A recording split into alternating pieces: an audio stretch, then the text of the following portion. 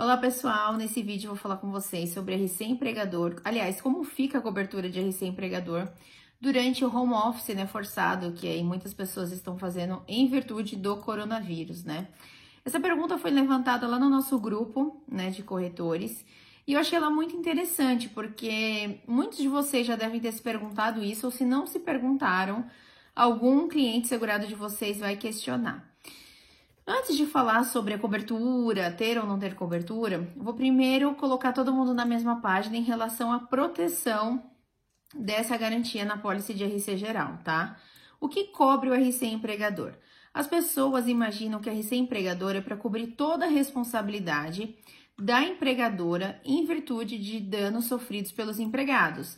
Então, se ele machucou o braço, se ele ficou internado, teve um acidente de trabalho, a empresa pagaria, né? Mas não é isso, gente. Não é isso, tá? O RC empregador só cobre danos corporais que resultem em morte ou invalidez permanente. Então, se a pessoa se machucou, ficou lá 3 meses na UTI e etc, não estará coberto, tá?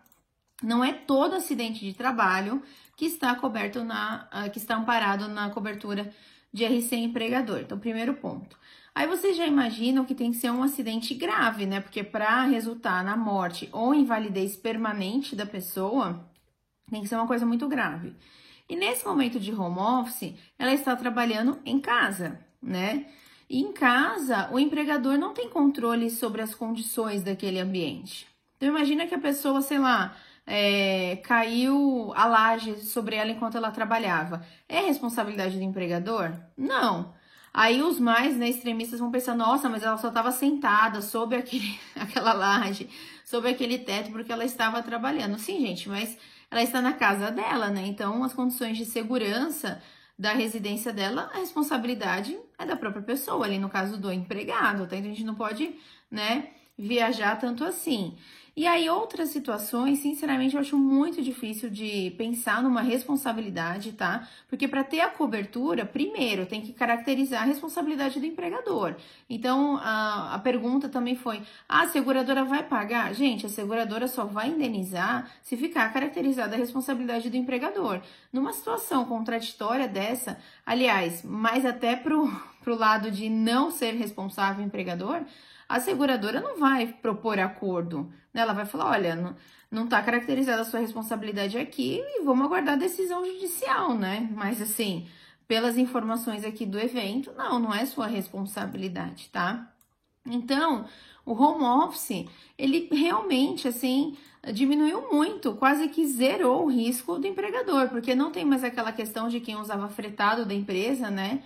A cobertura de ida e vinda do trabalho, que é só para quando o veículo é contratado pela empresa, e também durante o horário de trabalho, porque durante o horário de trabalho a pessoa está na própria residência, a qual o empregador não tem nenhum controle, né, sobre o local. E aí vocês podem pensar, e se a pessoa, por não ter uma estrutura adequada, desenvolver uma doença ocupacional, né, fica muito tempo na mesma posição, é uma cadeira da sala de jantar, né, ou é um sofá, ou é, sei lá, senta no chão, enfim, não tem uma estrutura ali de home office para trabalhar. O empregador pode ser responsabilizado? Não sei, vai depender do entendimento do judiciário, mas independentemente dele ser responsabilizado por essa situação, não estará coberto na pólice, porque esse tipo de dano não ocorreu em virtude de um acidente, e mesmo as seguradoras que não colocam como requisito um acidente deixam muito claro que não cobre qualquer tipo de doença ocupacional, tá? Então, não estará coberto. E aí, o que eu falo para vocês disso, né? Nossa, eu vou falar para o meu cliente que não cobre e que praticamente ele tá sem risco de empregador, ele vai falar, ai, que bom saber disso, né? Então, não vou renovar a pólice. Não, mas ele ainda tem um risco ali de uso, existência e conservação do local, que só o fato dele estar ocupando aquele prédio, se desprender um outdoor, um letreiro, cair um pedaço da marquise, tiver um vento mais forte, desprender as telhas, acertar os vizinhos, tiver um incêndio, acertar imóveis também vizinhos, enfim, ele continua tendo risco de RC. Mas uma coisa, gente, é inegável. O risco dele diminuiu muito. Então, você precisa explicar isso para a seguradora e pleitear um bom desconto na renovação. Uma redução de prêmio bem relevante, porque o risco do segurado diminuiu mesmo. E além disso, gente, além do risco dele ter diminuído, vocês vão ser pressionados para conseguir, né, uma redução na renovação, porque o faturamento dele também diminuiu, né? Então, a gente tem que tentar ao máximo para que ele não deixe de renovar o seguro, que ele não fique desprotegido, porque é justamente nesse momento de vulnerabilidade que se ele tiver um sinistro, aí que ele vai quebrar de vez, né? Então, vocês precisam explicar isso para ele, olha...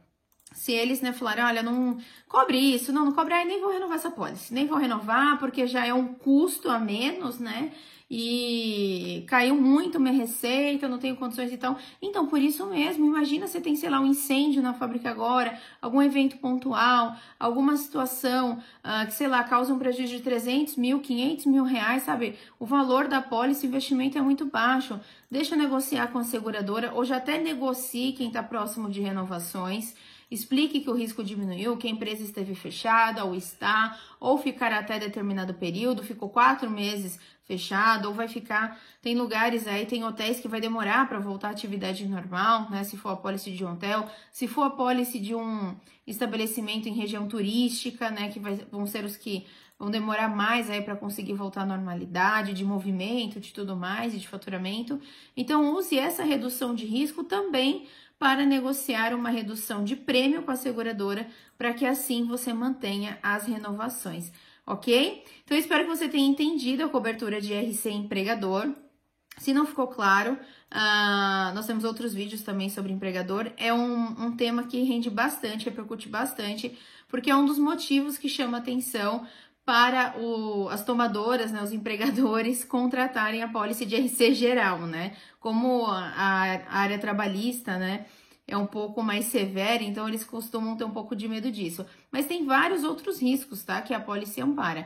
Então, foque nos demais e negocie uma redução de prêmio para o seu cliente, que com certeza, se você explicar a proteção e a importância agora dele ter uma pólice, ele vai manter a renovação contigo.